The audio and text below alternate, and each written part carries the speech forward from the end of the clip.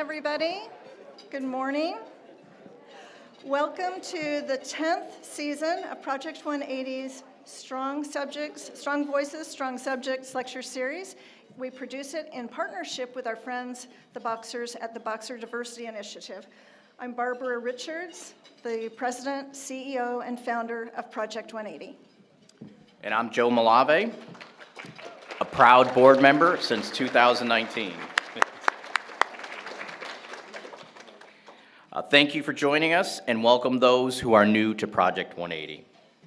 We'll tell you about the organization in a few minutes, but our good work is only possible because of the individuals and foundations that sponsor this lecture series, so we'd like to acknowledge them. Every one of our sponsors is valued, important, and appreciated. In the interest of time, I'm only going to mention our major sponsors, but hope you review the full list in your program in front of you. The Koski Family Foundation, now in their 8th year of sponsoring this series. The Community Foundation of Sarasota County. Palm Avenue Wealth Advisory Group at Raymond James. Boniva Flowers and Plantscapes, which provided our beautiful centerpieces today in front of you. Verizon. Wendy and Jim Cox. Our media sponsor, METV, and the Boxer Diversity Initiative, our partner in this series.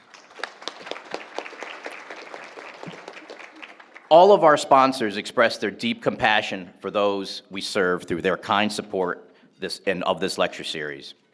Would our sponsors, board of directors, staff, and residents please stand? We have a heartfelt thank you for you all.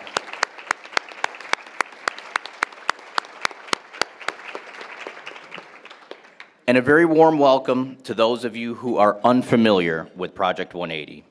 We're glad you're here today to hear about what we do. Project 180 is a prisoner reentry nonprofit that helps currently and formerly incarcerated men and women prepare for life before and after their release. Our programs are listed in your event program that you have in front of you. If you'd like to follow along, Barb is going to describe our first 3 programs. Thanks, Joe. All right, well, I'm going to start with this lecture series, which was designed and developed to educate the general public about prisoner reentry issues because they affect the entire community. We've met that goal pretty well, I would say, over the last 10 years. And there have been some really wonderful side effects or outcomes that we hoped for but weren't expecting. Over the past 10 years, these lectures have provided the opportunity for our residents to meet the judges and attorneys who stood on the other side of the courtroom. It's also offered our residents the opportunity to meet caring people like all of you here today who offer housing and jobs despite our residents' backgrounds. Your openness and compassion toward them has brought more than one tough guy to tears as he realized that finally somebody really cared about him and cared about what happened to him. In the spirit of building community, not prisons, I hope you'll make sure to have a conversation, a meaningful conversation with one of our residents or one of our graduates after the event today, if you haven't already done so. It's a wonderful opportunity to build bridges of understanding between all of us, and is a testament to the healing power of community and the purpose of being here today. Maybe we should have our residents and graduates stand up just for a minute so everybody knows who they are.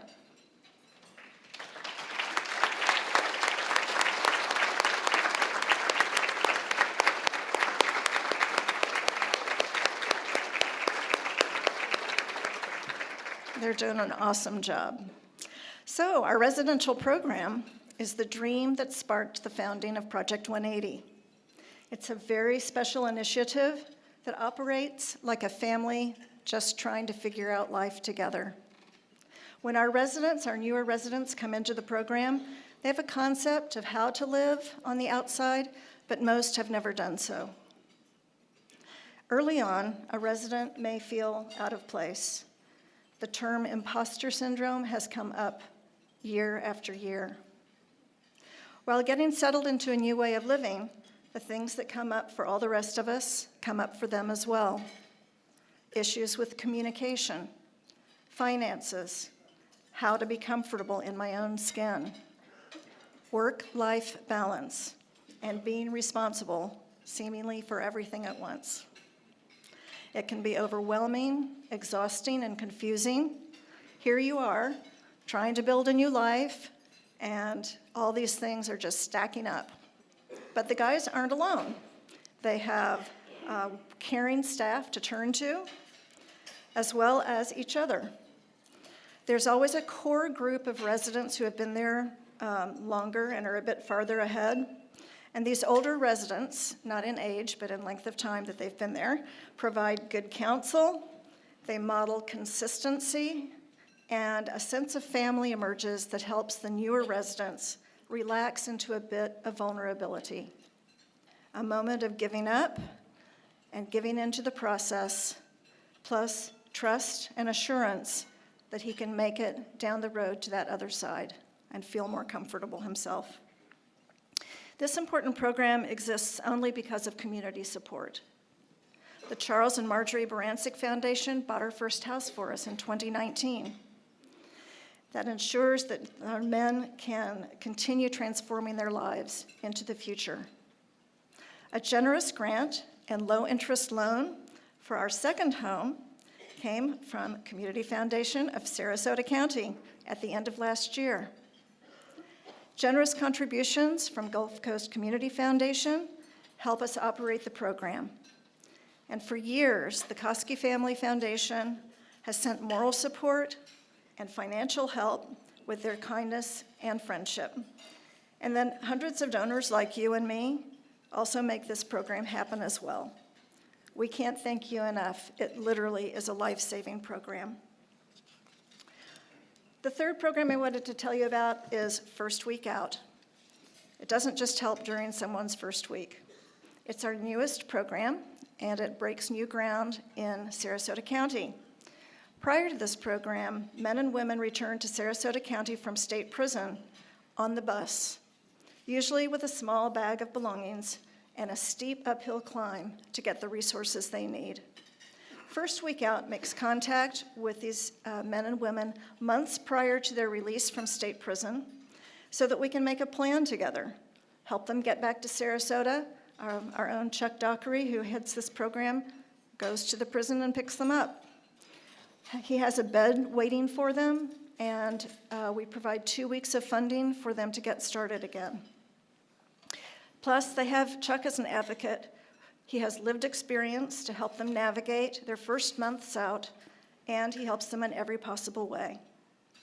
In essence, this is a program that fosters dignity and lessens the stress, shock, and fear one experiences upon being released back into the community without resources and without an advocate.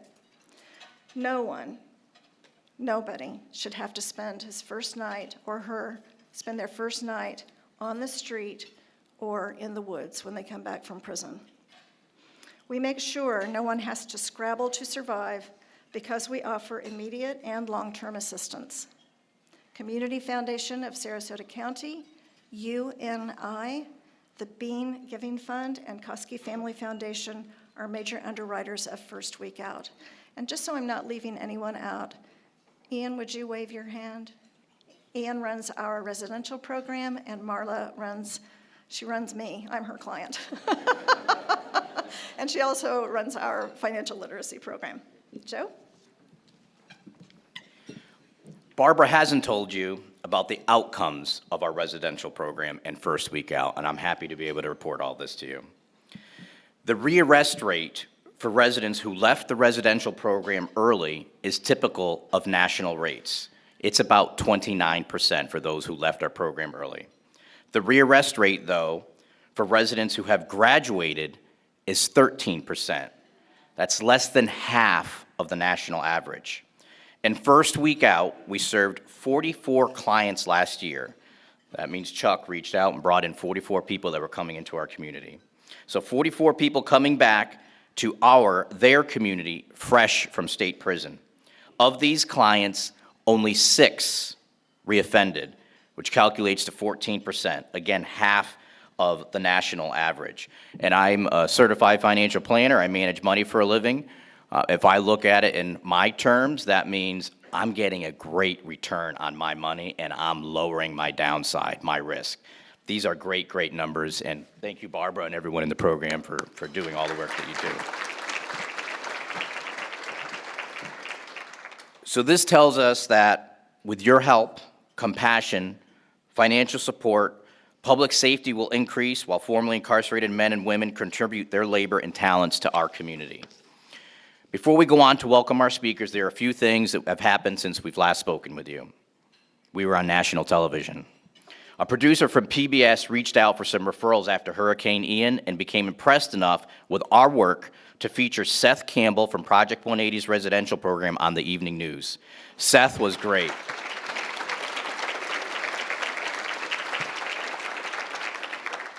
We're going to send you a link at the end of the luncheon so you can see what a terrific job he did. Thank you, Seth.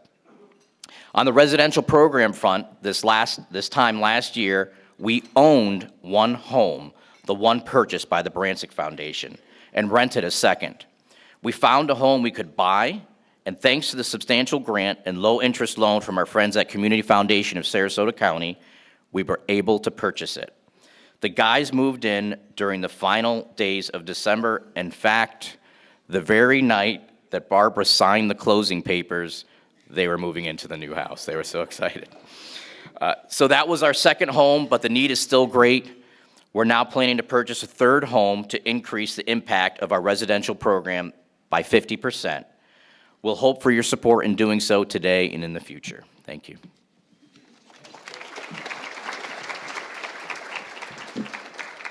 And now it's time for the heart of our program, and I would like to welcome Project 180 Board Member, Lieutenant Arlene Tracy.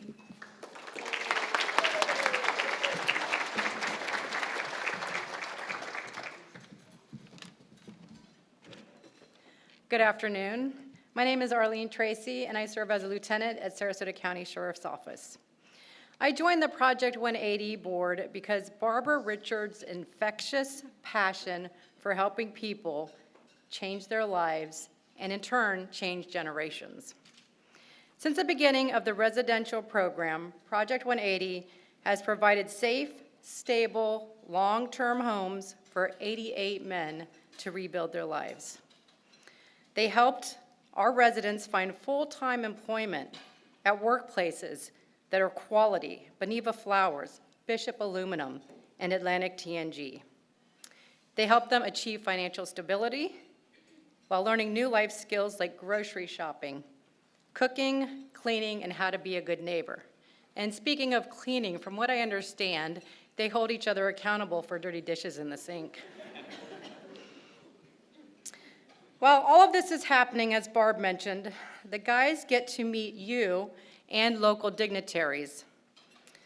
One of the former residents, Matt, said, "We get to do cool things." We had dinner with the state attorney the other night, and it wasn't on a plastic tray or in a courtroom.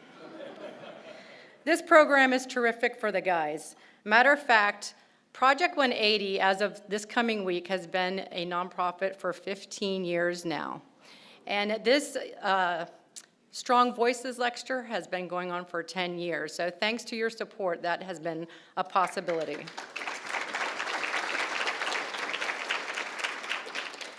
It also led to the outcomes that Joe mentioned, and we estimate since the beginning of 2018, the residency program has prevented over 41,000 crimes in our community. As you know, all the men in the residential program are afflicted with the disease of addiction. It takes a very strong individual to fight that survival instinct. These men who are about ready to come up here and talk to you guys, that are living in the residence program, they do this every day. They have to fight that battle. My hope for each of them is that they come back to jail. What? As a volunteer, because we need them to help overcome this horrible disease that other men are facing. It is my great pleasure to introduce Mark and ask him to begin our collective journey to understanding more about the realities of reentry. He will tell you how the circumstances of his life predisposed him to spending almost all of his adult life in state prison. Please welcome Mark.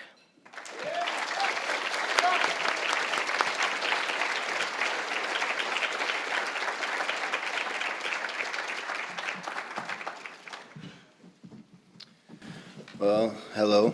My name is Mark Stackhouse, and I am a former resident, graduate of Project 180. I'm going to give you guys a little rundown of my life, where I came from, and where I'm at. So the first 9 years of my life, my mother was on the run from the law. I lived all over the place. When I was about 9, I started off huffing gas and doing duster and weed, and it just gradually went. And then around the age of 11, I went from Indiana to here, back to live with my aunt. And my aunt, in the process of living with my aunt, I started breaking into places and stealing cars. At the age of like 13, I got in trouble for grand theft auto, got put on probation, violated probation of sales of cocaine, and went to the juvenile detention center, came home, and then during the time when I came home, I violated with another sales charge. Went to prison for the first time at the age of 15, came home right before I turned 18. When I came home, my mother was living in the woods, and I was like, yeah, there's no way that I'm going to live in the woods with you, and went back to doing what I've done pretty much my whole life. And I'm sorry, I'm kind of like really nervous right now, so I'm trying to like, so I went and seen an old acquaintance of mine, and then not even 48 hours later, caught a sales charge. Within 124 days, I went back to prison. And then during prison, I was in the wrong crowd, I guess you would say. I was gangbanging and wanting to hang out and be, as I say now, young and dumb.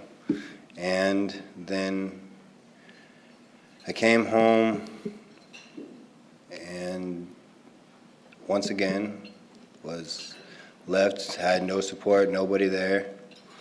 When I was younger, around the age of, it was like 19, my mom was living in the woods once again, and I had tried to veer to do right, and that didn't happen because it seemed like I couldn't find a job. I gave up quick, I guess you would say, because the person I was with was pregnant at the time. So that led me back to my old lifestyle. Went to prison, got sentenced to 174 months, came home from prison and was in the county jail. Had to contact everybody, programs, trying to find a program. I contacted the Harvest House, I contacted Purpose House, a bunch of places. Nobody would accept me because of my violent past, because I have, my whole life I've done nothing and known nothing but, I guess you would say, selling drugs and robbing, and that's what consists of 90% of my charges, because the mentality that I always had was, it's a dog eat dog world, and I guess you got to get it how you can get it. And so I came home and got in contact with Project 180, and Project 180, when I first came back, I was kind of really like, I hit my bumps and bruises, I guess you would say. But they never turned their back on me. They never gave up. They were always there for me. Because by being in that lifestyle, the only thing that is support and people that help you and lead you the right way when you don't know no better. It's hard to find nowadays. It seems like everybody's all like stereotype. Like they see you and they're like, oh yeah, this guy right here, and yes, and but Project 180 has been there for me in my corner, and yeah, they've stuck with me and helped me through a lot. I thought I knew a lot about life, but I quickly found out I don't know nothing about life and the lifestyle that we live, and what it takes to be a productive citizen, I guess you would say. Within 2 years of me coming home from prison, I lost my father and my mother, both within 6 months apart, to fentanyl.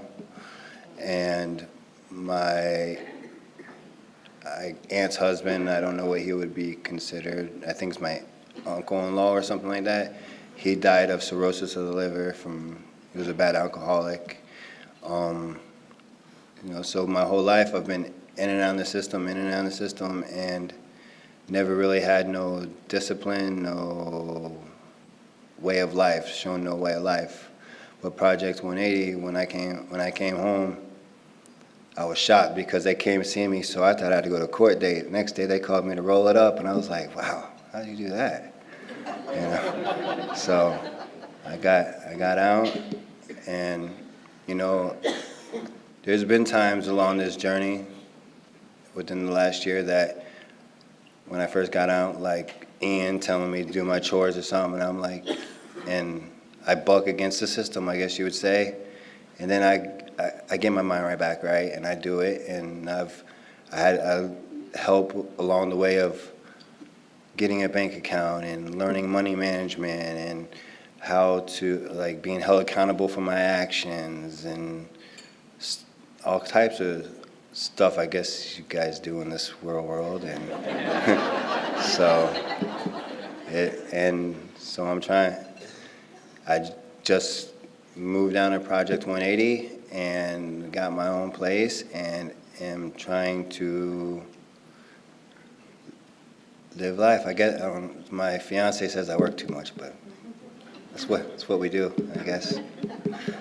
But if it wasn't for Project 180, like Barbara and everybody, I didn't think when I came home, I didn't think I was gonna make it.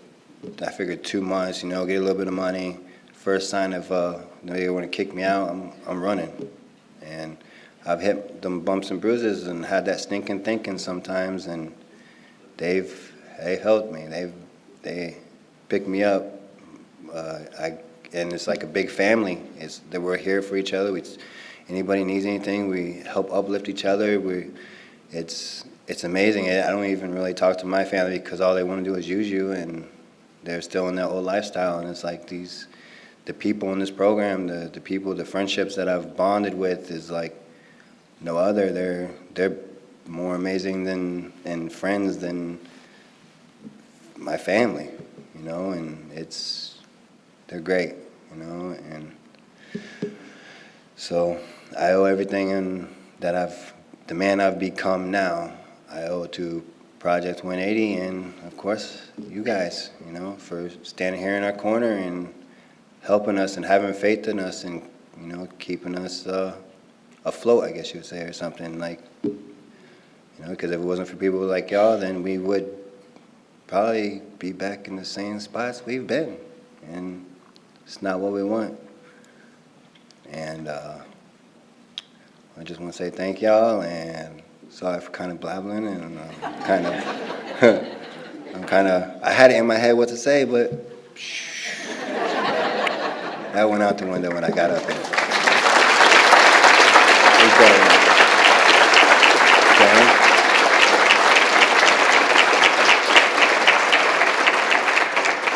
I guess our next speaker is Darren, and I have no, oh, there he is. There he comes. All right. 1, 2, 1, 2, son.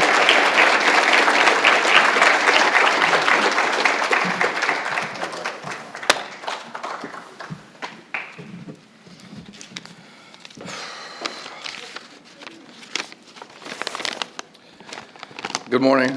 My name's Darren, and I'm very, very, very nervous.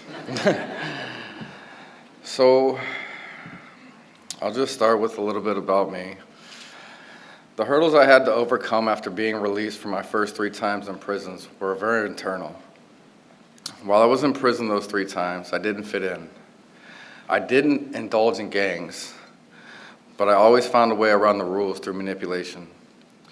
Being in prison was just a continuation of my life as an addict and a criminal, but in prison rather than on the streets. One day, everything came to a head. I'd been out of prison about 6 months, and my dad died.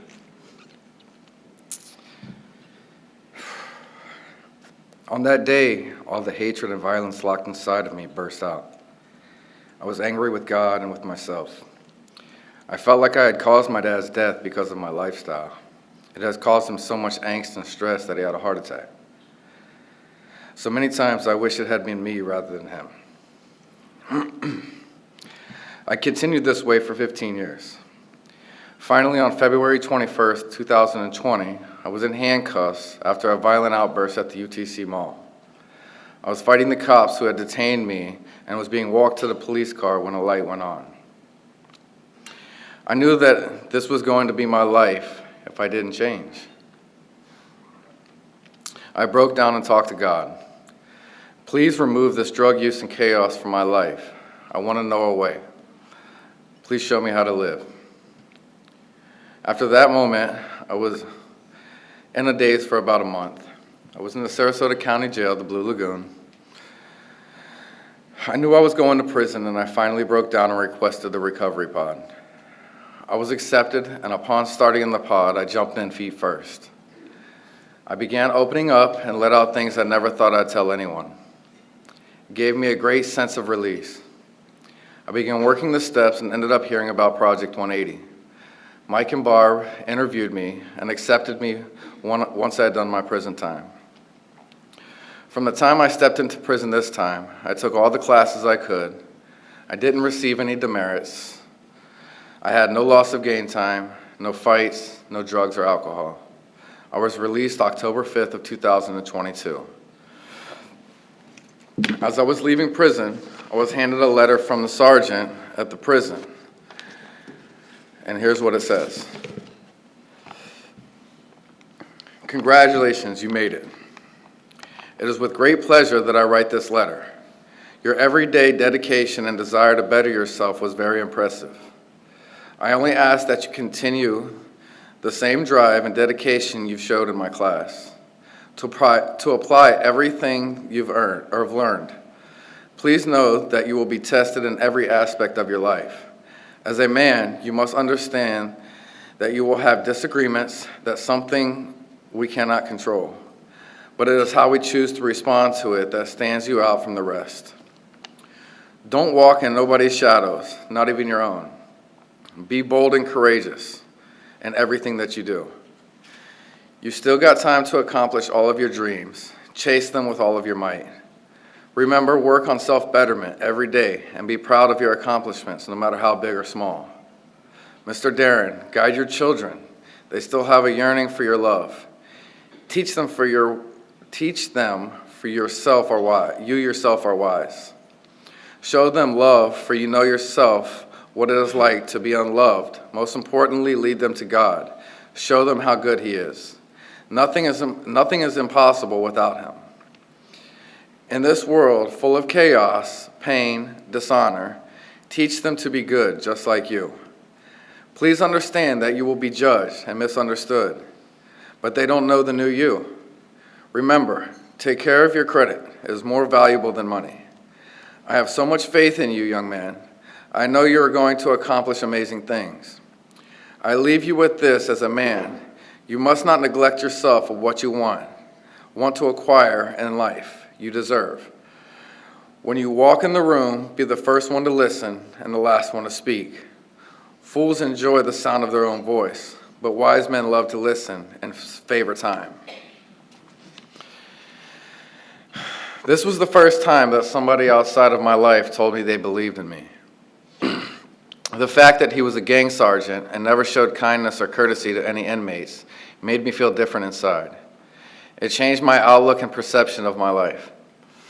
Just knowing that somebody else saw that I had the ability to succeed in life. At that point, I knew I didn't fit in with that lifestyle anymore, and I was able to accept that I had changed. Excuse me. Even after this letter, the day I was released was the scariest day of my life. I didn't know how to live without drugs, and I'd never worked a steady full-time job, but I was in good hands. My mom, who believed in me when no one else did, picked me up from prison and dropped me off at Project 180.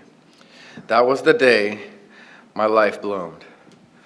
Within 3 to 4 days, I had a full-time job, was seen for mental health, had means of transportation, and a bed to sleep in.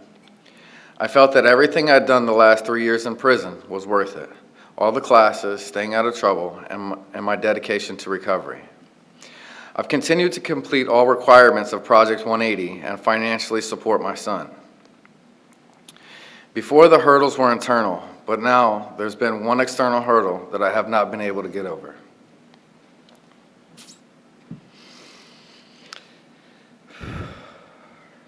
That is being able to see my son.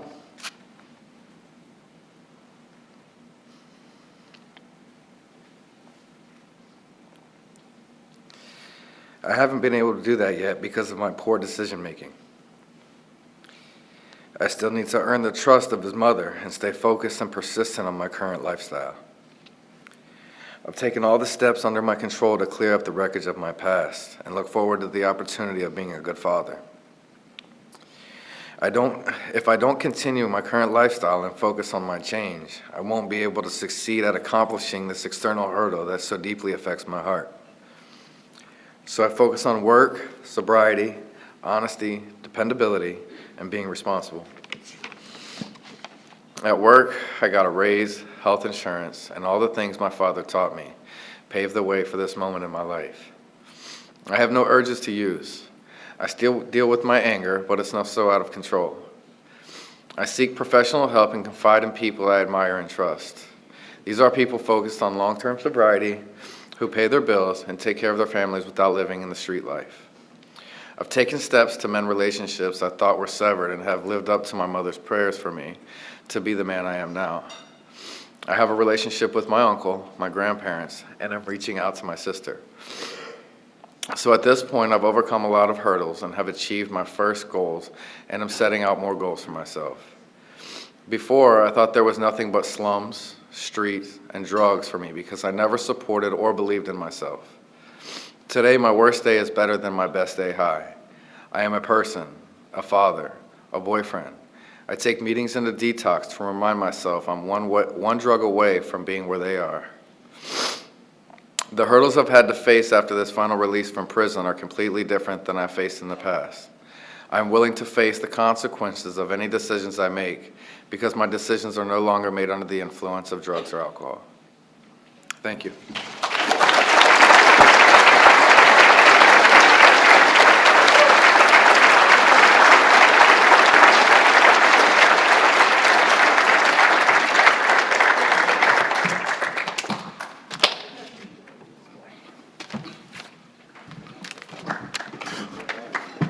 I said I wasn't gonna let you see me cry.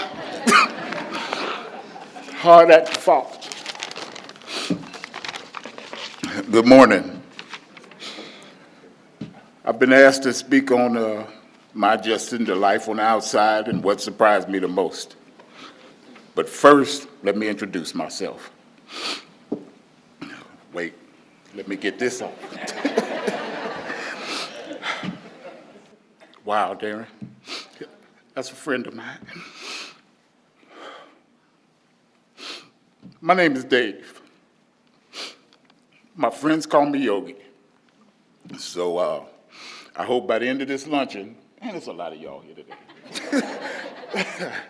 I hope by the end of this luncheon, you all call me Yogi. In other words, we should be friends in some sort of way. I met one right there. There's one right there. 30 years ago, I was sentenced to life in prison. After almost a year being there, I came to realize that if I was ever going to get out again, things had to change. I had to remake me. I had to remake who I was, not just the guy on the outside. I could change clothes. That was not a problem. I made a point to associate myself with people whose character traits I wanted to emulate, those traits that would be acceptable in society. I made it my business to avoid the gangs, the shenanigans, all of the crap, drug sales. Yeah, we get it. Drug sales, all of the crap that goes on inside of prisons, and get with those people who had the traits, demonstrated the traits that was most acceptable in society, in you guys' world. Well, now it's our world, right? I made sure that I associated myself with people and or prisoners who I could learn the things I needed to learn to become a productive member of society. I knew that was going to be necessary. I knew that was going to be absolutely necessary. Along the way, I became a certified law clerk and worked on my case as well as others. And boy, did I spend endless nights working on cases, especially mine. After exactly 27 years, 8 months of transforming who I was, I earned the opportunity to stand for resentencing here in Sarasota. With that having been said, I knew there was a fair chance that I could be resentenced to life in prison again. What a party, right? That day in the courtroom, my interactions with Judge Krug included my having to plead my case for reentry into society. When that endeavor was complete, the judge realized the work I put in on my journey to re-enter society, and he made the finding that society was, there I go again.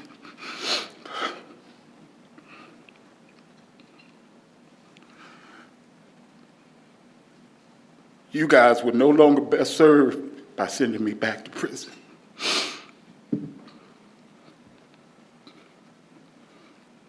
I'm only 58. Most of that time was spent in prison, in and out of prison. Now I get to live with you, and you, and you, especially you. I've lived with you for a long time. Raise your hand, Sarge.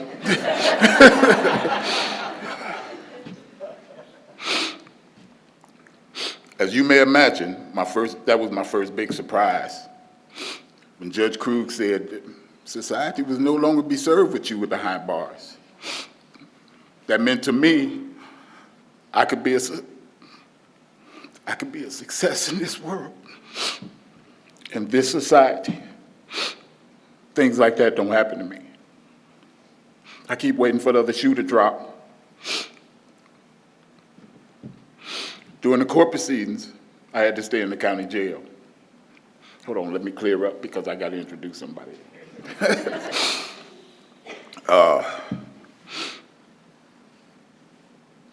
I met a guy there named Deputy Ian Vaughn. Deputy Vaughn, raise your hand. That's one of the angels that sit among you.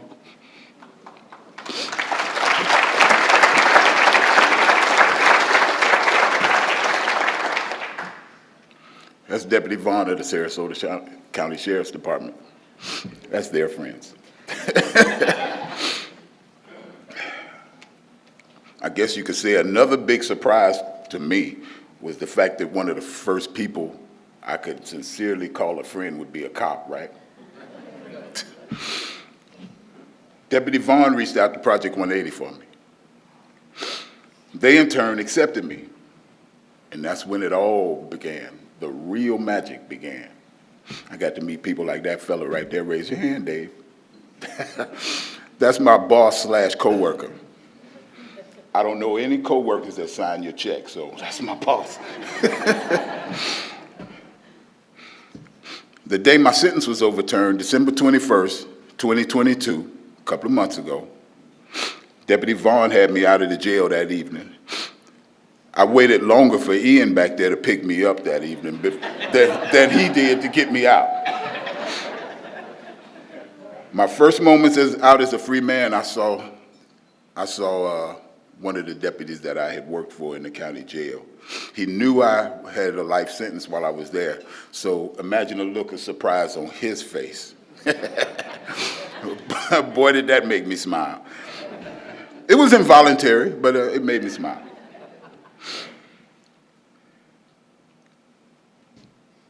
That's when people such as yourselves began to surprise me. That is to say, everyday people. What I mean is, I found it pleasantly surprising that people have proved to be really receptive to people who humbly ask for assistance. People such as store clerks and that sort. People like the people associated with Project 180. I'm gonna share a little story with you, and I only got a little bit of time. Yeah, I know, it's time to shut up. Okay, can you hear me now? I like that. Imagine 30 years in prison, Obamacare comes out, you get out, and you got to get insurance.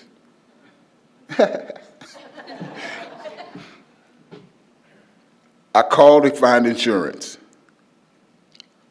I speak to a lady who is literally speaking Chinese arithmetic to me, and I make her know it. Ma'am, I have no idea what you're talking about.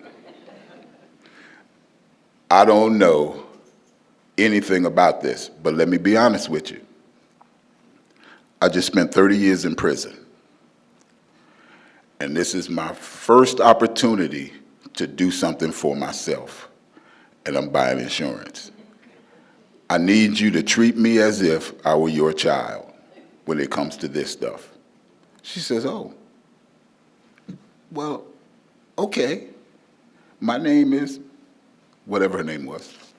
My father just spent 35 years in prison, and he's been out 5 years, and he's doing great. I bought her insurance and don't know what I'm paying. I had to. Her father was my brother. Is my brother. He's doing great. I'm going to do great. The next thing that surprises me is the convenience of everything. Everything, a cell phone. You got the world in the palm of your hands. Of course, I had my cell phones up there. Don't tell him. By the way, he writes DRs. He's the DR guy in the county jail. Self-checkout aisles.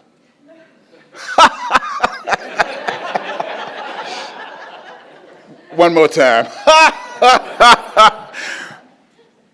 Who would have imagined self-checkout aisles 30 years ago? Who would have let me walk through a self-checkout aisle 30 years ago?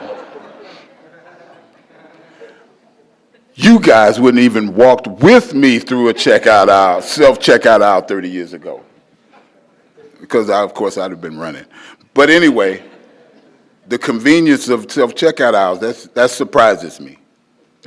That surprises me. Sometimes I go and get a Red Bull at CVS just to use the self-checkout aisle. By the way, I stopped the Red Bull. If you're a doctor out there, I've stopped the Red Bull. I'm off of Red Bulls. It's a little bit harder with the ice cream, though. Anyway,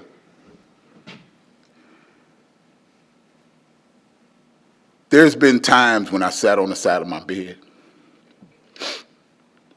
early in the morning, reading my meditations, thinking about what I'm grateful for. My gratitude list changes from day to day because I read someone else's gratitude list every morning. That was funny, wasn't it? That guy has been stellar with me.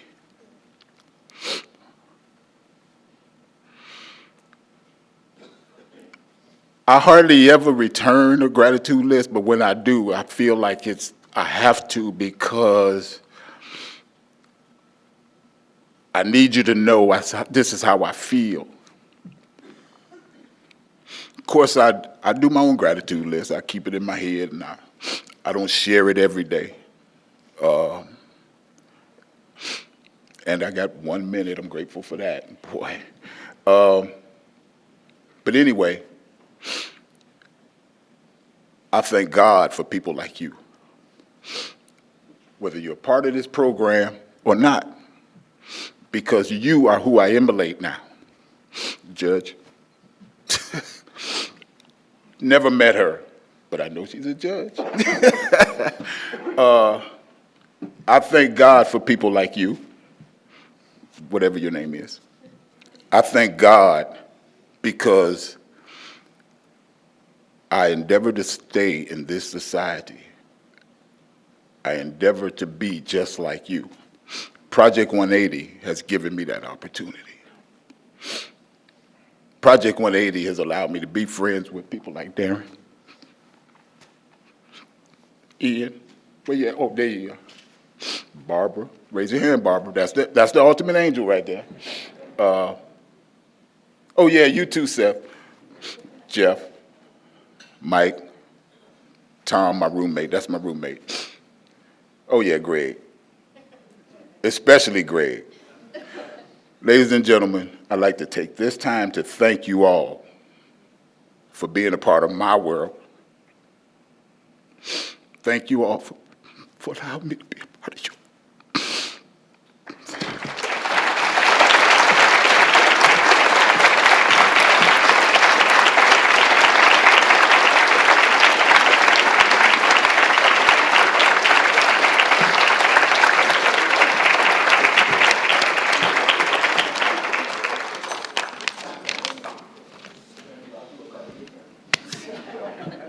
What's up, everybody? I'm Josh. I want to thank all the other speakers, first of all, and there's 3 people especially I want to thank for my presence, not only on this stage, but this planet, Barbara, Bob Collins, and Mike Southwick, who I don't think is here today, but certainly had an influence.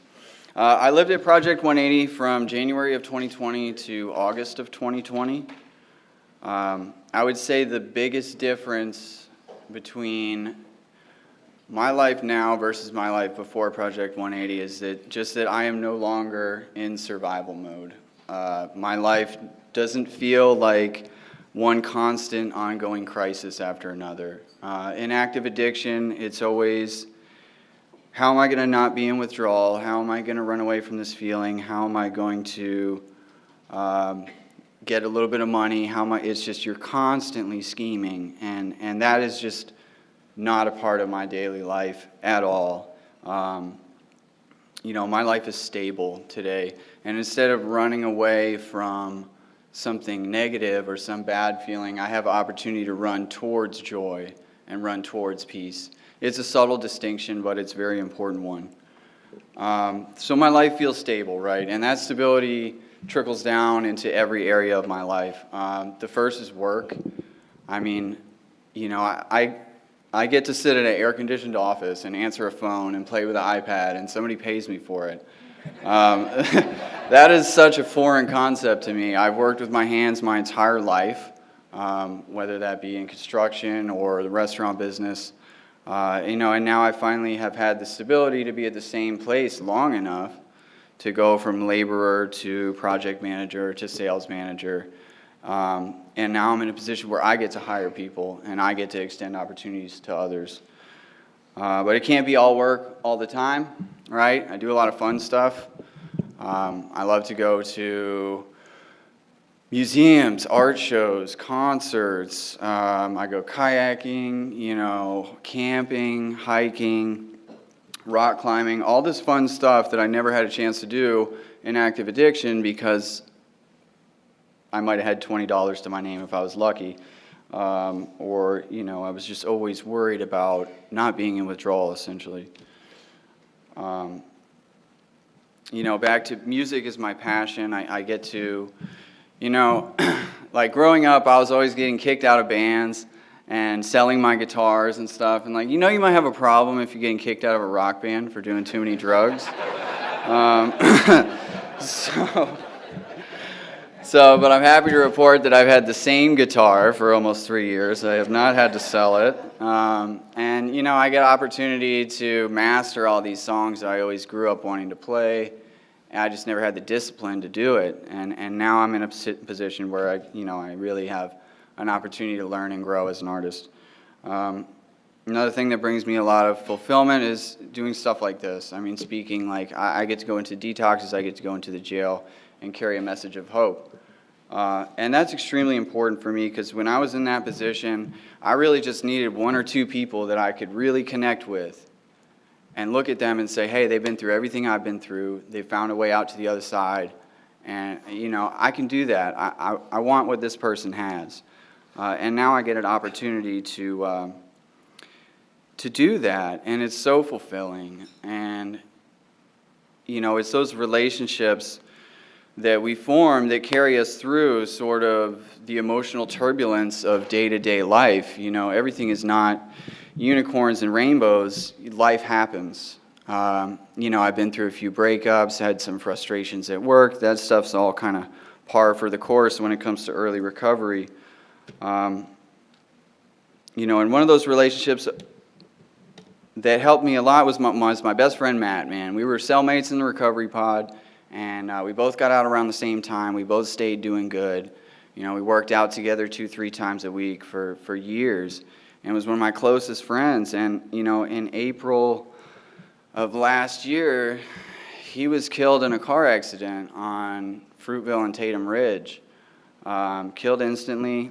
And it's like, if you're in recovery long enough, you sort of expect it a little bit from people that are relapsing or you kind of see it coming. You don't really expect somebody with 3 years sober to die in an actual accident.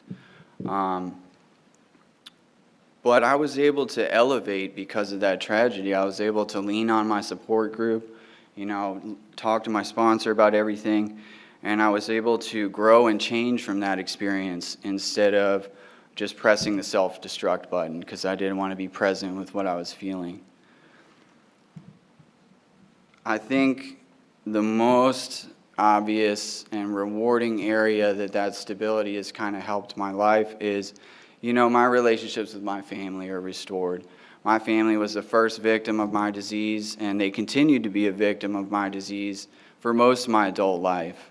And now I get an opportunity to, Christmas, Thanksgiving, all that stuff. I've got a couple little nieces, I've got a little sister, my parents, and that stuff is so fulfilling. But I think the story that really encapsulates all of it is, after Hurricane Ian, my family's down in Englewood. They got hit pretty hard. They were out of power and water for a couple weeks. And we got pretty lucky up here in Sarasota. So I was in a position to actually be an asset and help my family and, bring them water, bring them ice, whatever they needed.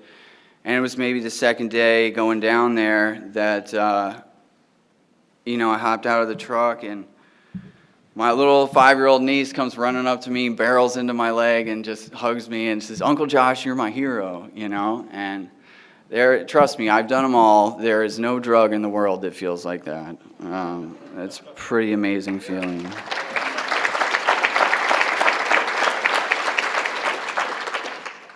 And so, it's at times like that, especially that we see the importance of community highlighted.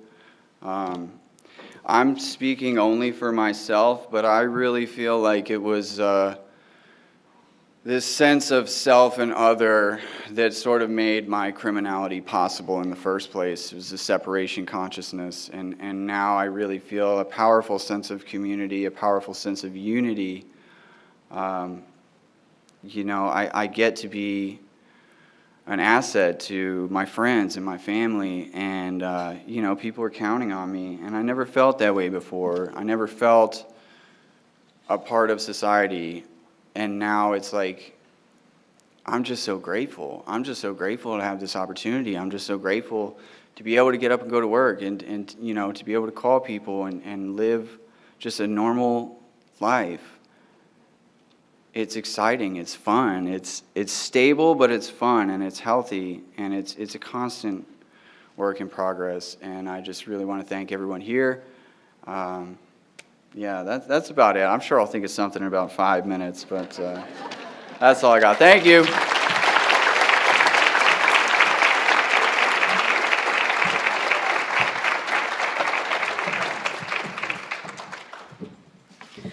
All right, thank you, Mark, Darren, Dave, and Joshua. Would you mind coming back up on stage? Just one more time for just a second. It takes a lot of courage to face your past and take control of your future, and even more courage to stand up here in front of a big audience and tell your story. And we're all very proud of you and the other men and women in this room who have the courage to change and turn their lives around. So we have a little something for you.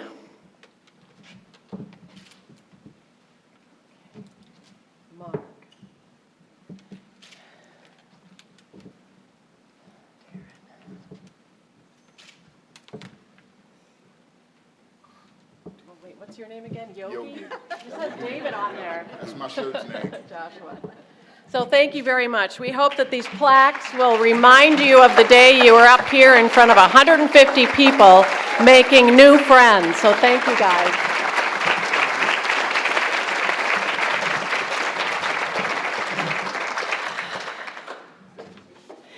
I'm Wendy Cox, and I'm chair of the Project 180 board. And it's so interesting to listen to these stories because I don't know all of their stories. I know who they are today. And I'm very proud of every one of you guys who came up here today and the rest of you who are mixed in the audience. I'm grateful, and that's why I serve on the board. So today we heard from these 4 men who have returned from county jail or state prison to Sarasota County, and they are not alone. At least one person returns to our community from prison every single day, and dozens more are released from the county jail. These men and women live in our community, and like you, I want each and every person to have the opportunity to turn their lives around, just like the 4 men we heard from. At Project 180, you heard earlier from Joe and Barbara that we have our First Week Out program. That offers to help every single person who's released from prison. Now, not all of them take us up on it because not all of them are ready or have the courage to turn their lives around like the 4 guys we heard from here today. But we're here and we're ready for any person who's returning from prison that is ready to make that journey. You've also heard a lot about our residential program, the housing program, and that is where we expect to see the most growth in the coming years. We currently have 2 homes. There are 2 regular houses in regular neighborhoods with 6 guys at a time in each until they graduate. We want to do more, and we really need to do more. Last year alone, we turned away 120 men who wanted to live in one of these houses. We simply don't have room for them. And that's why we're expanding. So we're planning to purchase and open a 3rd house by the end of this year. And it's not just 6 more lives that we'll be changing. These are 6 people that live in our community and will directly impact hundreds of other people in our community for years to come. Friends, family, neighbors, people they meet on the street, they're going to impact all those lives. And I also just want to mention that living in one of our houses is not free. The guys are responsible for securing full-time employment, and they live to pay in the house and participate in this program. In fact, this year, their fees will cover about 64% of the cost of our residential housing program. And private donations from people like you, and we'll get to that in a minute, help us pay for the rest. And after listening to the stories of these guys, we know that they can do it. They can do this. We provide a literal foundation and a roof and some other kinds of support, but they do the heavy lifting. Every single day, working, going to meetings, reconnecting with their family, making dinner, cleaning the bathrooms, they're doing it all. But this doesn't happen, of course, without support. There are a lot of people involved, including those of us in this room, including you. In addition to Barbara, we have 3 staff members. They raise your hands, Chuck, Ian, and Marla. Thank you very much for all the work you continue to do. They've dedicated their lives to helping people turn their lives around. And we have strong support in our community. We have a positive long-term relationship with law enforcement, correction agencies, the judicial system. We partner with many organizations in town that help our guys with things like medical, dental, vision, and mental health care. And they help us furnish our houses and even bring the guys dinner on occasion. We have financial and other support that comes from the community funders and foundations, and we have volunteers, many of whom go into the jails and prisons and work on our behalf, and people like you who make donations to Project 180. That's how we do it. We do it with the help of you and our community. And perhaps the most critical reason to support Project 180 is that your contributions really save lives. So many residents have said, if it weren't for this program, I'd be out on the street right now, using or dead. Project 180 literally saves people's lives. Some of you have already made donations to Project 180 and you're sponsors of this lunch, and we thank you for that. For the rest of you, you have a response card at your table. It looks like this. Don't be shy. You can grab your response card, and it comes with an envelope. Pick it up and take a look at this. This card is your invitation to join us at Project 180. Donate, volunteer, or just jot a note of encouragement to one of the guys who spoke here today. And everyone's got pens. I see, oh, everybody's writing large numbers on this response card. I can see that. So read it, fill it out, turn it in. Board members, if you would stand and start circulating around the room to pick up these response cards as people are filling them out and putting them in the blue envelope. It's okay if you just hover behind them and watch them fill in really large numbers. There's a blank that says other, and it's blank, and it's really a long box. If you write really small, you can write a lot of zeros on that card. There's a second card, too, ways you can help Project 180 right now, things we need, and examples of how your money can support the great things that we're doing. And please don't hold back, because we have a big vision for growth. As we mentioned, we currently own and operate 2 houses, and we're purchasing a 3rd house before the end of this year. And we're looking for funding to help us purchase this 3rd house. So be sure to pick up your phone when Barbara calls, because I'm sure she would enjoy discussing this with you in some detail over a lovely lunch. So we are calling you, that's what I'm saying. All right, so you have centerpieces on the table. Thank you to Beneva Flowers for contributing the centerpieces. You have some orange envelopes, I think orange envelopes, so you are welcome to take the centerpiece home for a little donation in that orange envelope. So you at your tables can decide who is the lucky winner and can make that contribution. So today, Mark, Darren, Dave, and Joshua shared a piece of their courageous journey with us. So consider how you might support them and others through your donations, your time, and your commitment to making our community a safer and more welcoming place for everyone. And now Barbara is going to make a couple closing remarks before we close out the day.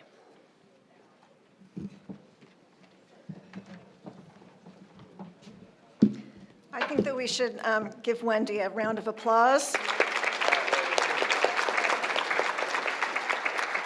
for a couple of reasons. She's just the most wonderful board chair and board member. And she also makes a great ask, and we really appreciate that. So thank you, Wendy.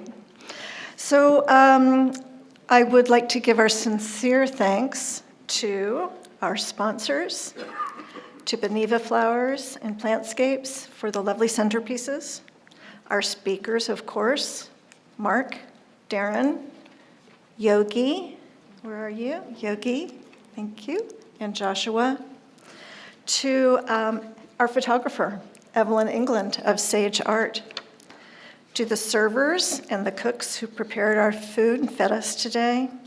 To our wonderful staff, Ian, Chuck, and Marla. And to all of you whom we'll hope to see on October 19th. That's our next and final lecture for 2023. And at that time, we'll welcome attorney Laura I. Appelman. Laura is a graduate of both Yale and Harvard, and she'll discuss how criminal justice-related costs can become one of the most overwhelming aspects of reentry.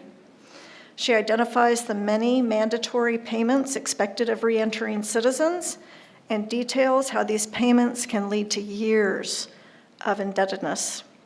So again, I want to remind you, if you would, to catch one of our residents on the way out, have a meaningful interaction with him. And I will say also, thank you so much for being here, and have a lovely afternoon.